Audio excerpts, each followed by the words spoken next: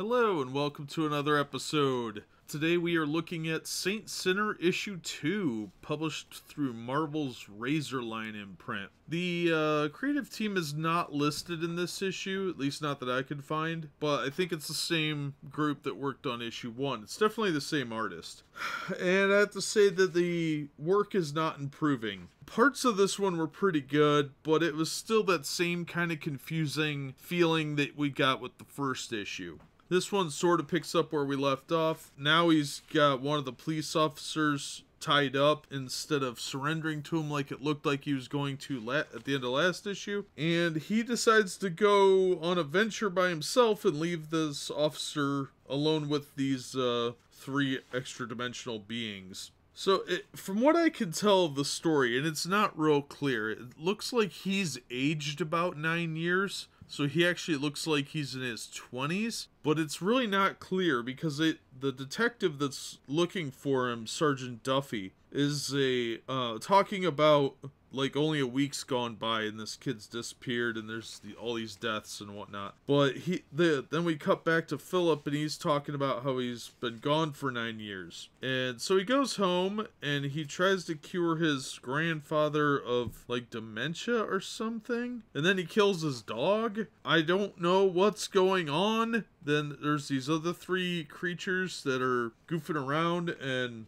they're disposing of the bodies, and they throw the tentacle creature from that they had sealed the portal on. About half of him got cut up, and yeah, it just doesn't make a lot of sense. And then we go back to Philip at his house, and he makes one of the plants grow somehow. It's not really explained. But then the detective shows up and shows him the medallion. He reaches for it and zaps the guy's hand. And then a bunch of people shoot him with tranq darts somehow through a window. So while he's unconscious, he has this psychedelic vision of the demon voice trying to get him to kill his younger self. And he wakes up screaming in a padded cell with an ambulatory camisole on.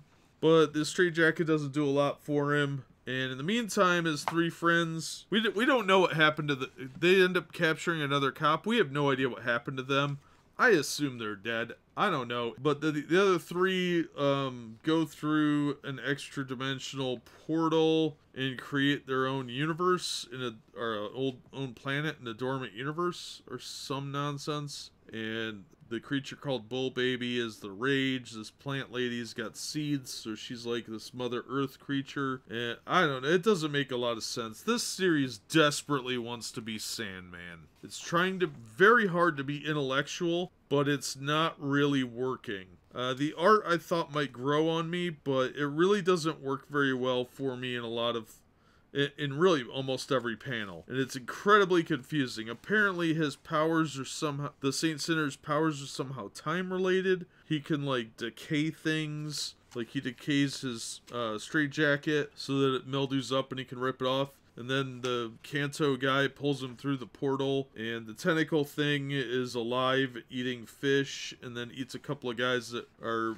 giving somebody the mafia treatment. He's got concrete overshoes on, and they're going to dump him in the lake. Well, the tentacle monster grabs them and pulls them in the water, and the guy's left on the pier. That's the issue. It doesn't make a lot of sense, aside from trying to be some deep intellectual book, and it didn't work for me. I think if you're an angsty 13-year-old, you might get more out of it than I did, but it just came off as pop pseudo-intellectualism dressed up in bad art and mediocre writing. I would like to say better things because I think the concept is interesting and it could be a good book, but they just executed it very, very poorly. So again, much like issue 1, this is a miss for me. I'm hoping the series picks up and they even the art out a little bit, but I don't think it's going to. I read this back when it first came out, but I didn't remember any of it, honestly, and I can see why. It's fairly forgettable. You're going to read it once and be like, oh, okay, that's interesting, and then put it away and never look at it again.